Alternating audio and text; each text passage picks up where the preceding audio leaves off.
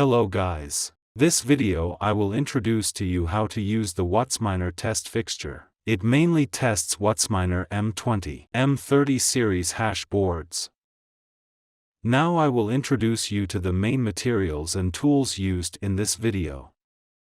This is the main control board we will be using in our tests. 12 volts PSU connector. These three interfaces can connect the test fixture main control board to the hash board. TF card slot. The TF card with test files will be inserted here. Network port, for connecting the test fixture to a computer. Data cable, for connecting the test fixture and hash board.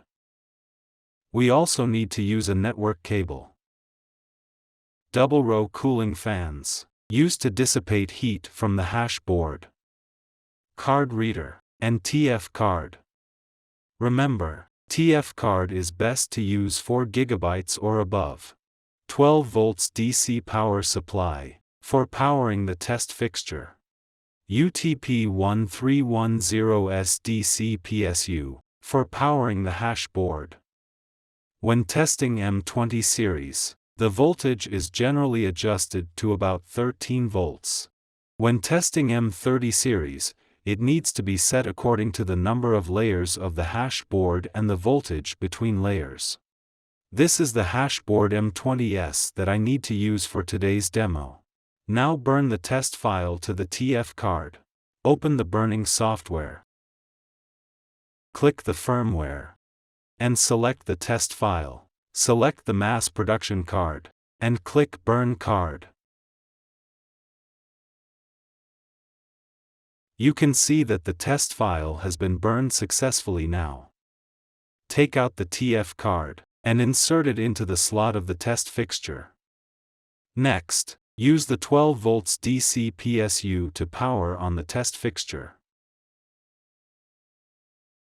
We see that the red indicator light is flashing. Means that the file is being programmed.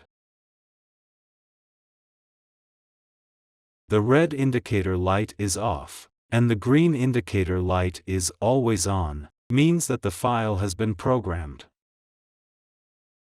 Disconnect the PSU now. Take out the TF card. Alright, let's connect the cables next.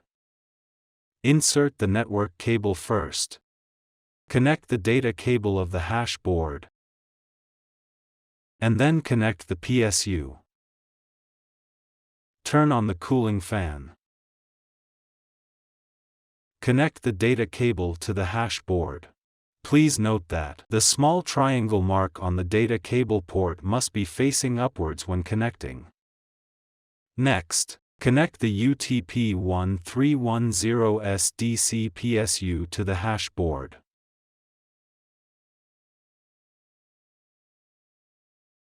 Plug in the power cord first.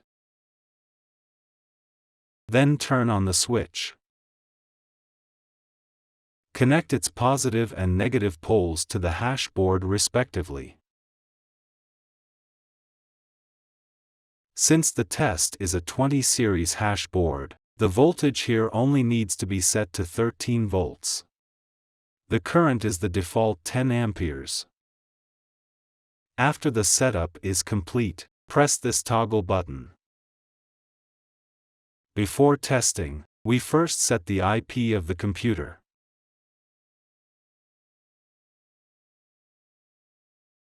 Enter the network connection of the computer. Right-click Ethernet, select Properties, and select Internet Protocol version 4, TCP/IPv4, then click Properties.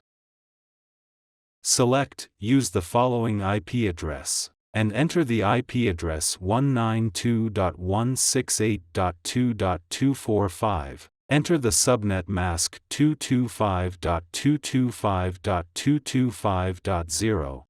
Enter the default gateway 192.168.2.1. Click Confirm when finished, and close. Open the test software. Select Session. Then SSH. Enter 192.168.2.22 in remote host. Check Specify username and enter root. Then click OK. When we see this screen, we need to enter the test command. Because we are conducting single board testing, enter the command testread chipid for conventional testing here. And then press the Enter key. When this interface appears, it means that the test fixture has completed the test. Okay, this is how to use the WhatsMiner test fixture. Thank you for viewing.